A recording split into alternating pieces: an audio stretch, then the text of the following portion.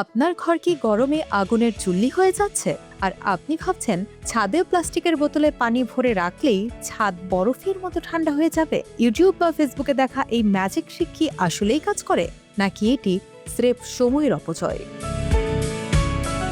তীব্র গরমে যখন ঘরের সিলিং ফ্যান থেকে আগুনের হালকা বের হয়, তখন আমরা সবাই চাই কম খরচে ঘর ঠান্ডা রাখার কোনো উপায়।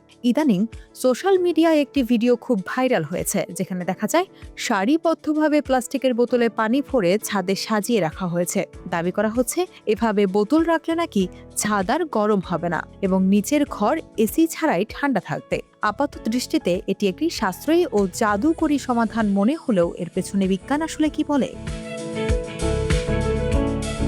যারা এই পদ্ধতির কথা বলেন তাদের যুক্তি হলো, পানি একটি ভালো তাপ শোষক। সূর্যের আলো সরাসরি ছাদের কংক্রিটে না পড়ে বোতলের পানির উপর পড়বে, পানি সেই তাপ শোষণ করে নেবে, ফলে ছাদের ঢালাই গরম হতে পারবে না। কিছুটা ওয়াটার জ্যাকেট বা গাড়ির রেডিয়েটরের মতো এটি কাজ করবে বলে তাদের ধারণা। অনেকে মনে করেন বোতলের পানির কারণে ছাদে একটি ছায়ার আবরণ তৈরি হয় এবং বাতাস যখন এই বোতলগুলোর উপর দিয়ে যায় তখন পরিচলন প্রক্রিয়ায় তাপ কিছুটা কমে আসে। এবার আসি বিজ্ঞানের কথায়। পানি তাপ শোষণ করতে পারে ঠিকই, কিন্তু সেই তাপ তো কোথাও বেরিয়ে যাচ্ছে না। প্লাস্টিকের বোতলগুলো মূলত গ্রিন হাউস হিসেবে কাজ করে। দিনের বেলা পানি গরম হওয়ার পর সেই তাপ বোতলের ভেতরেই আটকা পড়ে যায়, ফলে বিকেলের দিকে ওই বোতলগুলো এক একটি গরম হিটারের মতো কাজ করতে শুরু করে। আরও বড় সমস্যা হলো, কংক্রিটের ছাদ দিনের বেলা যে তাপ শোষণ করে তা রাতে ছেড়ে দেয়, কিন্তু আপনি যদি সারাদিন বোতল দিয়ে ছাদ ঢেকে রাখেন তবে রাতে ছাদ তার ভেতরের তাপ উপরে ছাড়তে বাধা পায়, ফলে ঘর ঠান্ডা হওয়ার বদলে উল্টো আরও দীর্ঘক্ষণ গরম থাকে। এই পদ্ধতি ব্যবহারের কিছু ব্যবহারিক অসুবিধাও রয়েছে।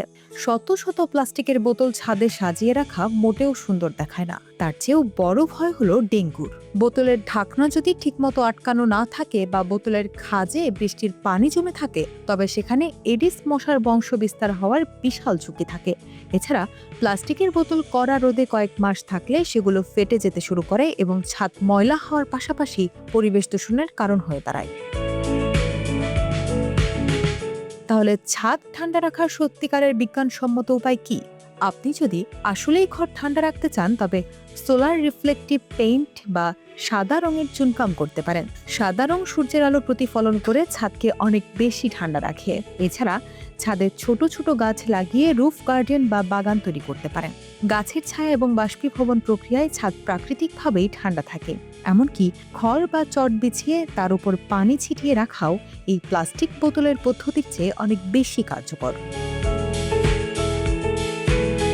পরিশেষে বলা যায়, প্লাস্টিকের বোতলে পানি ভরে রাখা একটি সাময়িক ভ্রম ছাড়া আর কিছু নয়। এটি বিজ্ঞানের বিচারে খুব একটা টেকসই বা কার্যকর কোনো সমাধান নয়। ইন্টারনেটে দেখা সবকিছুই ম্যাজিক মনে হলেও প্রয়োগ করার আগে তার পেছনের যুক্তিটা বোঝা জরুরি।